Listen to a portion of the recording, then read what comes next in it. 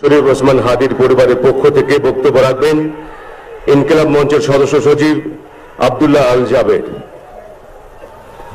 আসসালামু আলাইকুম। আমরা কি এখানে কান্নার জন্য এসেছি? আমরা এখানে কিসের জন্য এসেছি? আমার ভাইয়ের রক্তের বদলা নেওয়ার জন্য আজকে আমরা এই জানাজায় দাঁড়িয়েছি। প্রিয় ভাইয়েরা, আজকে কবি নজরুলের যে বিদ্রোহী দুটো লাইন, যাকে ওসমান হাদি তার আদর্শ মনে করত, আমি চিরবিদ্রোহী বীর, বিশ্ব ছড়ায় উঠে আছি একা, চির উন্নত শির। প্রিয় ভাইয়েরা, আপনারা জানেন শরীফ ওসমান হাদিকে এক সপ্তাহ 168 ঘন্টা আগে গুলি করা হয়েছে। এখন পর্যন্ত কি তার খুনিকে গ্রেফতার করা হয়েছে?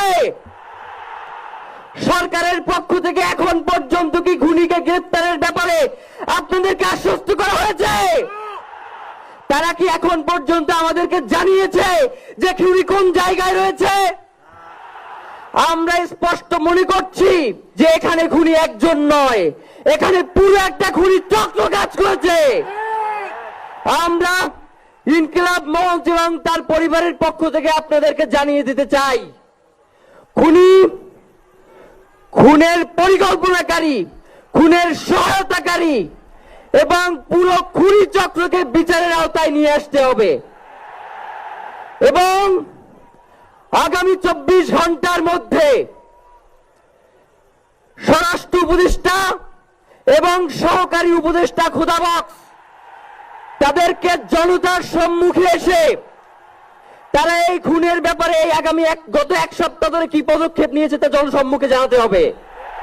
যদি তারা জানাতে না পারে তাহলে তাদেরকে পদত্যাগের জন্য প্রস্তুত থাকতে হবে। আমরা ইনকিলাব মঞ্চ কোনোভাবে এই শরীফ ওসমান হাদির রক্তকে বৃথা যেতে দেব না। আমরা ঘোষণা করতে চাই, শরীফ ওসমান হাদির রক্তের মধ্য দিয়ে বাংলাদেশ ইনসাফ কায়েম হবে। আপনাদেরকে তিনি বারংবার বলেছেন, বাংলাদেশের স্বাধীনতা সার্বভৌমত্ব রক্ষা এবং ইনসাফের লড়াইয়ের জন্য আমাদেরকে যদি জীবন দিয়ে দিতে হয় আমরা জীবন দিয়ে দেব, তবু ইনসাফের লড়াই ছাড়বো না। সুতরাং প্রিয় বন্ধুগণ, আমাদেরকে ইনসাফের লড়াই লড়তেই হবে। আপনারা রাজি আছেন কিনা?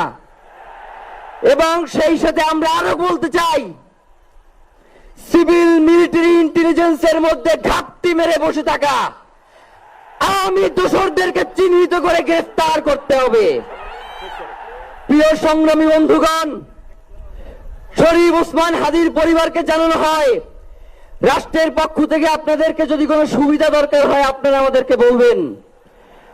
আমরা শরীফ ওসমান হাদির পরিবার থেকে রাষ্ট্রকে জানাতে চাই, যদি এই রাষ্ট্রকে রক্ষা করতে শরীফ ওসমান হাদির পরিবারের 5 সদস্য তার ভাই এবং বোনদের যদি রক্ত লাগে তারা দেওয়ার জন্য প্রস্তুত রয়েছে, তবুও এই খুনিদেরকে চিহ্নিত করে বিচারের মুখোমুখি করতে হবে।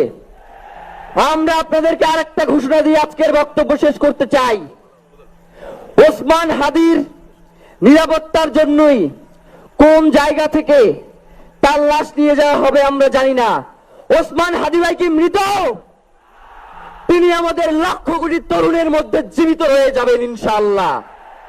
আপনাদেরকে জানিয়ে দিতে চাই, কোন ধরনের সহিংসতা ছাড়া আমরা যেহেতু ওসমান হাদির লাশকে আমরা জাতীয় কবি কাজী নজরুলের পাশে দাফন করার ব্যবস্থা করতেছি, আপনারা সবাই এই প্রোগ্রাম শেষে জনতা মিছিল নিয়ে শাহবাগে চলে যাবেন। আমরা ওখানে গিয়ে আপনাদের সাথে দাফনের পরে কথা বলবো। হয় বাংলাদেশের স্বাধীনতা সার্বভৌমত্ব থাকবে, বাংলাদেশের ইনসাফ কায়েম হবে, নয়তো আমরা বাংলাদেশের জন্য রক্ত দেওয়ার জন্য সবাই প্রস্তুত রয়েছি। এবং ইনকিলাব মঞ্চ ব্যতীত কারো কোনো প্রোপাগান্ডায় আপনারা কোনো ধরনের সহিংসতার পথ বেছে নেবেন না। আমরা ইনকিলাব মঞ্চের পক্ষ থেকে আপনাদেরকে জানাবো কখন কি ব্যবস্থা গ্রহণ করতে হবে।